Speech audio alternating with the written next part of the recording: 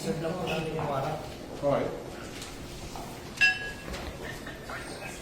Ikaw po ba si Norman Magusig po? Alias Francis Leo Marcos?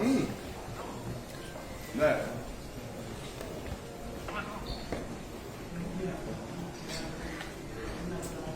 Okay. Parang saan yan? Bago pa po yun, ayanin pong masahan ko po kayo ng ano. Kita mo, sir? Kita mo? Operativa ng CIBD. Kayo po ba, ulitin ko po, kayo po ba si Norman Mangusing alias Francis Leo Marcos? Yes, ako nga. Kayo ay aming inaaresto sa bisa ng warrant of arrest na issue ng RTC Branch 294 Paranaque City for violation of unjust vexation under Article 287 of Revised Penal Code as amended in relation to Section 6 of RA 10175. Kayo ay may karapatang manahimik, sir. O sa walang tigo, o ano man ang inyong sabihin ay maaaring gawin pabor o laban sa inyo. Sa anumang hukuman, kayo rin ay may karapatan kumuha ng sarili ng abogado at kung wala po kayong sariling abogado, kayo po ay pagkakalooban ng libre ng gobyerno. Kayo rin po, andito ako sa inyo kayo ay may karapatan kumuha ng sarili ng doktor na magsusuri ng inyo. Sir, pwede paano po yan at ano nyo yung karapatan po? Sige.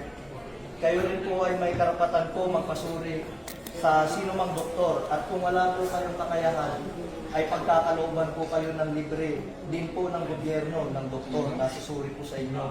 Okay. Ito po, naiintindihan niyo po ba ang inyong mga karapatan? Naiintindihan ko. Okay po, kayo po ay sasama po sa amin para po sa inyong... Attorney, ito po, basahin po. unjust vexation daw sa Paranaque. Hindi ko alam kung sino complainant nito.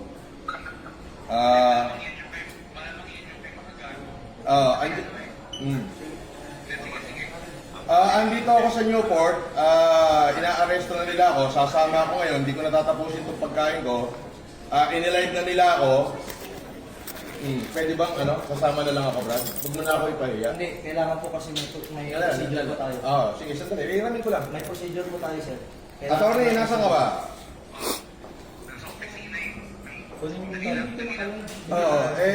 Kailangan bilan nyo na ako rito.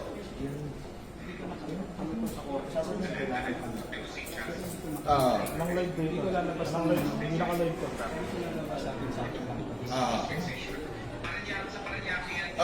Sandali lang, kausapin ko lang abogado ko ha. Sa Paranaque, eto, binibidyoan na ako rito. Ewan ko kung may vlogger dito. Wala. Vlogger dito. Andito na. May warrant, 120,000 yung bill, 12 counts of unjust vexation. Ano? Kayo nagsasabi. Paano to, attorney? Andito naman pala, tinitigilan sa kami.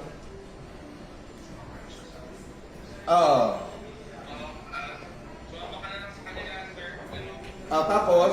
Pwede po kayong kasuhan ng construction justice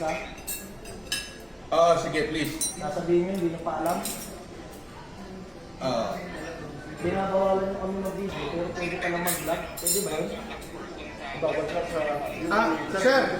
Sino daw pwede contact person dito? Sa pag-video naman, sir. Sir, sa CIDGNCR na lang, sir. Sa Camp Crame. Nakasad yun. Bawat CIDGNCR kailangan. So, doon ako dadalhin sa CIDGNCR. Yes, sir. Camp Crame. Yun nga po. So, dadalhin daw ako sa CIDGNCR Camp Crame. Ay, hindi ba ganun ang process? Pag may warrant at meron na kami isang reliable knowledge. Doon daw ang office ng CIDGNCR sa Camp Crame. Pwede namin pasukin. Wala makakapigil sa amin.